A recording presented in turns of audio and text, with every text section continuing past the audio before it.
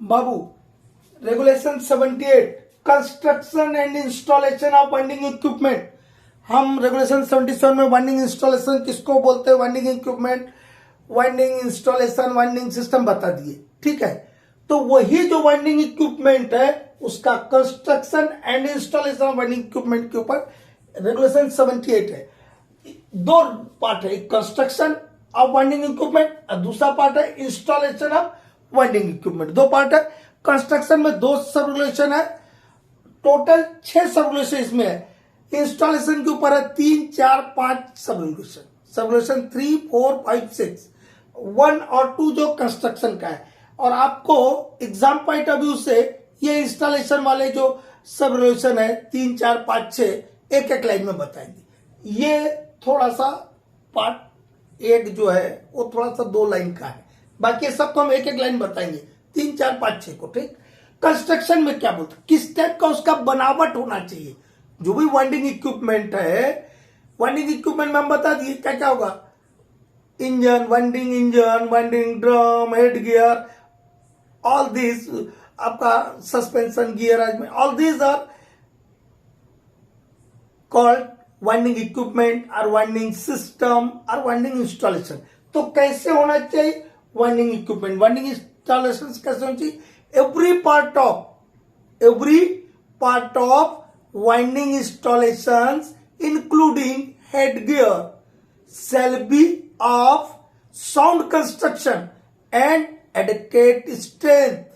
कैसा कंस्ट्रक्शन रहना चाहिए, क्या बोलता है आपका वाइंडिंग इंस्टॉलेशन का हर पार्ट और इंक्लूडिंग क्या बोल रहा है, head gear shall be of sound construction and adequate strength, मजबूत प्रकार का बना होगा। साउंड कंस्ट्रक्शन मतलब मजबूत प्रकार का उसका बनावट होगा और उसकी पर्याप्त ताकत होगी, स्ट्रेंथ होगी, एंड एडिकेट स्ट्रेंथ। ठीक है, और क्या बोलता है, and shall be maintain in a safe working order. Shall be maintain in safe working order मतलब जो भी वाइंडिंग इक्विपमेंट है या वाइंडिंग इंस्टॉलेशन का जितना भी चीज है वो कैसा रहेगा, कैसा रहेगा बाबू, क्या बोला, of sound construction, of sound construction मतलब मजबूत तरीके का बनाया जाएगा। Of sound construction and adequate strength, और उसकी मजबूत स्ट्रेंथ रहेगी, पर्याप्त स्ट्रेंथ रहेगी। ठीक है, and maintain in a safe working order, and maintain in safe working order. बहुत दिक्कत है क्या बेटा रेगुलेशन याद करने में, समझने में। क्या बोला यहां, कुछ नहीं बोला। कंस्ट्रक्शन का सब रेगुलेशन क्या बोलता है, every part of winding installation including head gear shall be of sound construction and adequate strength and maintain in a safe working order। ये तीन ही उसके क्वालिटी बताया, कंस्ट्रक्शन की क्वालिटी बता रहा है, वो मजबूत प्रकार का होगा, एडिकेट स्ट्रेंथ का होगा और उसको ऐसा मेंटेन किया जाएगा कि वो सेफ वर्किंग ऑर्डर में रहे।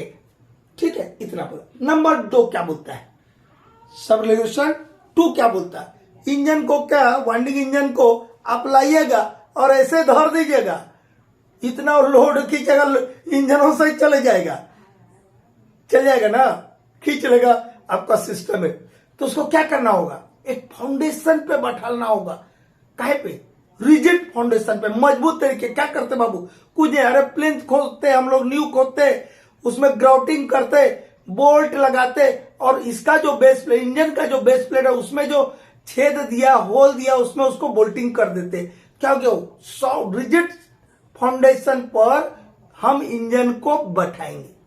क्या बोलता है, the winding engine shall be firmly connected to a rigid foundation.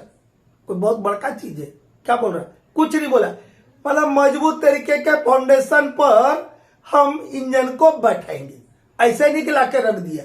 क्या बोला, अंग्रेजी में क्या बोला, the engine shall be firmly connected to a rigid foundation. खत्म हो गया बात, रेगुलेशन 2। ठीक, ये हो गया। अब इंस्टॉलेशन का बारी आता है, तो इंस्टॉलेशन को ऊपर ही ले लेते हैं। कंस्ट्रक्शन ऑफ वाइंडिंग इक्विपमेंट हो गया। समझ आए बाबू? नहीं आए तो फिर हमको बोलिएगा, फिर कोशिश करेंगे। हम तो कोशिश करते हैं कि हमारे बच्चे लोगों को सब रिलेशन 3 में एंगल ऑफ फ्लिट के बारे में बोला। एंगल ऑफ फ्लिट या फ्लिट एंगल एक ही चीज होता बेटा, एंगल ऑफ फ्लिट या फ्लिट एंगल। ठीक है, एंगल ऑफ फ्लिट क्या होता है?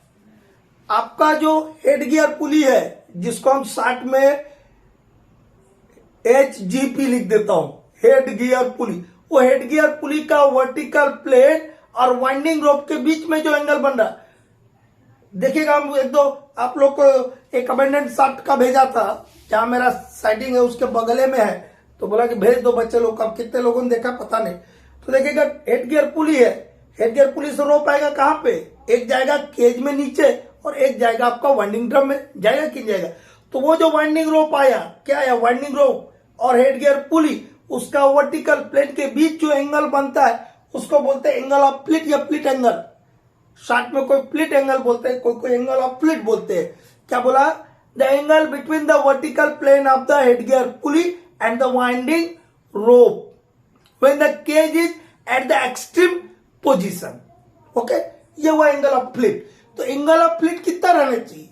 मतलब इंजन को हेड गियर के रिलेशन में ऐसा बैठाया जाना है कि angle of fleet not more than, sorry not less then लिखा गया, नॉट मोर देन 1.5 डिग्री। इसको कोई कोई भाई बंधु ऐसा भी लिखेगा, कोई कोई इसको 1.5 डिग्री ऐसा भी बोलेगा। एक क्या बात हुआ बाबू?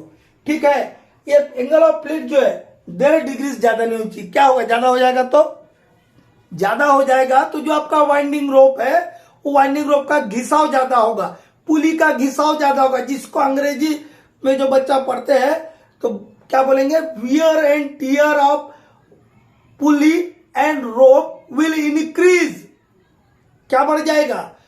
वाइंडिंग रोप का और हेड गियर पुली का घिसाव बढ़ जाएगा, और घिसाव बढ़ेगा तो उसकी स्ट्रेंथ क्या हो जाएगी बाबू? कम हो जाएगी। इसी के लिए बोलता है कि एंगल ऑफ फ्लिट मतलब engine shall be so situated in relation to the head gear pulley or head gear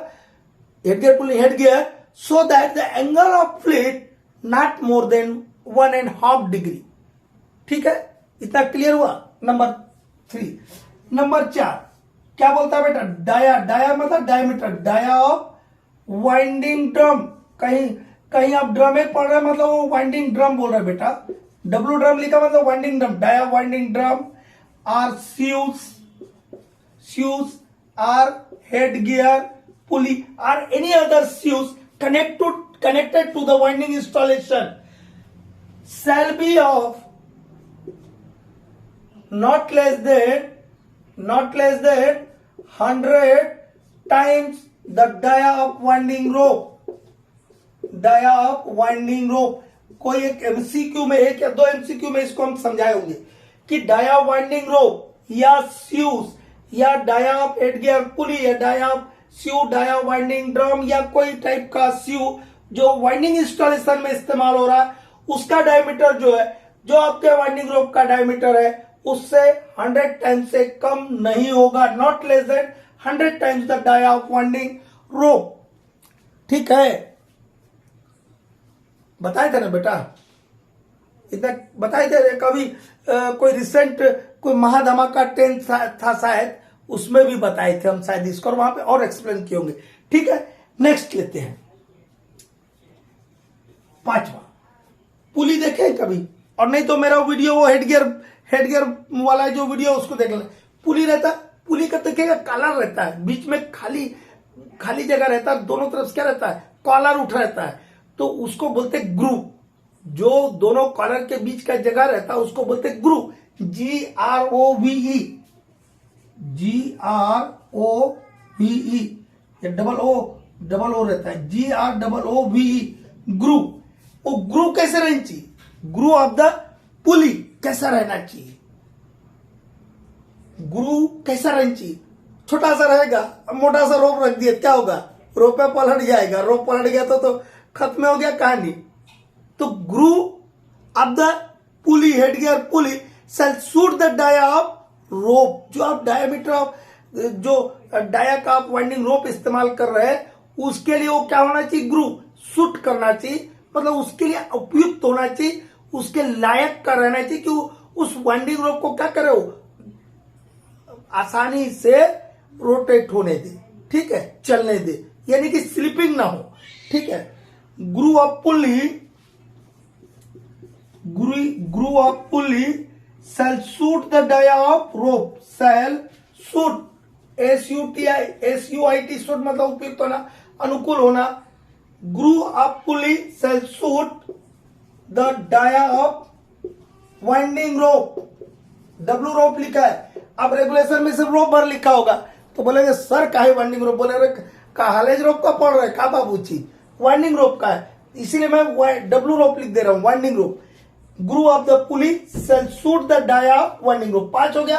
छठवां सॉल्यूशन, हेड गियर पुली जो है आपका कैसा रोटेट करेगा, head gear pulley shall rotate in vertical plane, कैसा रोटेट करता हो, ऐसा रोटेट करता है, देखा है कभी, तो क्या लिखा है, head gear pulley shall rotate in vertical plane, एक लाइन में लिखा है, head gear HGP, head gear pulley shall rotate in vertical plane and shall be so maintained that the slipping of winding rope is reduced, और ऐसा उस पुली को maintain करना है कि उससे रोप स्लिप ना हो जाए, इसीलिए उसके पहले वाला बात बोला कि groove of the pulley shall suit the dia of winding rope, इसलिए ना बोला कि ग्रू ऐसा रखना है, पुली का ग्रू ऐसा रखना है कि वो डाया ऑफ रोप को सूट करे, एक बार। दूसरा, head gear pulley shall rotate in vertical plane and this head gear pulley shall be so maintained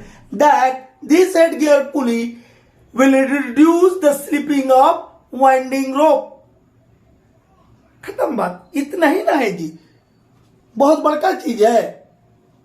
देखिए पसीना पसीना हो गया हूं, आप लोगों को मदद कर रहा हूं, यदि इसका भी आप लोग फायदा नहीं उठाइएगा तो आप लोगों से बड़का कोई बेवकूफ नहीं होगा, ये सब बोलने का मुझे अधिकार नहीं है, बट एज ए गार्जियन से बोल रहा हूं, फायदा उठाइए।